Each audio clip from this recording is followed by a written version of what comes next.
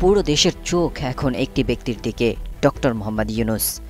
গণমাধ্যম, সামাজিক যোগাযোগ মাধ্যম, রাজনীতির অন্তর্মহল, এমনকি চায়ের দোকানের বেঞ্চেও এখন একটাই প্রশ্ন, ডক্টর মোহাম্মদ ইউনূস কি থাকছেন না চলে যাচ্ছেন? বৃহস্পতিবার বিকেলে উপদেষ্টা পরিষদের নিয়মিত সাপ্তাহিক বৈঠক শেষে সচিব ও সরকারি কর্মকর্তারা বের হয়ে গেলে শুরু হয় অনানুষ্ঠানিক এক পর্ব।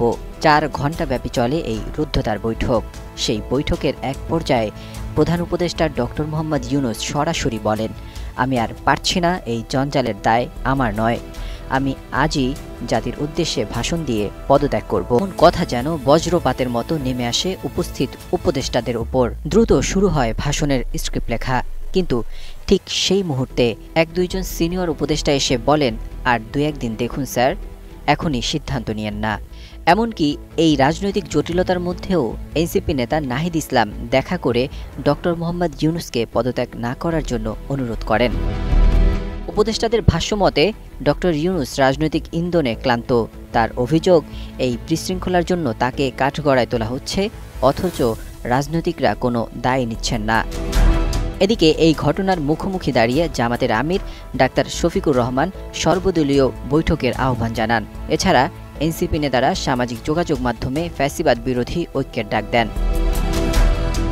এত কিছুর মধ্যে গণমাধ্যম, সামাজিক যোগাযোগ মাধ্যম সবখানেই চলে একই আলোচনা, কি হবে দেশের? সত্যিই কি পদত্যাগ করছেন প্রধান উপদেষ্টা? এমন অবস্থায় শুক্রবার পিনাকি ভট্টাচার্য ফেসবুকে এক পোস্টে লেখেন, দেশের জন্য যদি প্রয়োজন হয় তবে প্রফেসর ইউনূসের পাশে দাঁড়ানোর জন্য পিনাকি, ইলিয়াস, কনক সরোয়ার একসাথে ঢাকা এয়ারপোর্টে ল্যান্ড করবেন। ঘটনা যখন এভাবে এগোচ্ছে, ঠিক তখন আবারও শুরু হয় বৈঠক। সবার চোখ এখন টিভি স্ক্রিনে। কি হচ্ছে বৈঠকে, কি আসছে সিদ্ধান্ত? ঠিক সেই মুহূর্তে খবর ছড়িয়ে পড়ে, অন্তর্বর্তী সরকারের প্রধান উপদেষ্টা ডক্টর মোহাম্মদ ইউনূস পদত্যাগ করবেন না। তার ক্ষমতার প্রয়োজন নেই, কিন্তু বাংলাদেশের জন্য ডক্টর মোহাম্মদ ইউনূসের প্রয়োজন আছে। শুক্রবার নিজের ভেরিফাইড ফেসবুক পেজে প্রধান উপদেষ্টার আইসিটি বিষয়ক বিশেষ সহকারী ফয়েজ আহমেদ তৈয়ব এসব কথা বলেন। সেই সঙ্গে সরকারকে রাজনৈতিক দলগুলোর সঙ্গে আরও নিবিড়ভাবে নিয়মিত আলোচনায় বসতে, তাদের মতামত নিতে এবং কোনো ধরনের বিচ্ছিন্নতা এড়িয়ে চলার পরামর্শ দিয়েছেন ফয়েজ আহমেদ।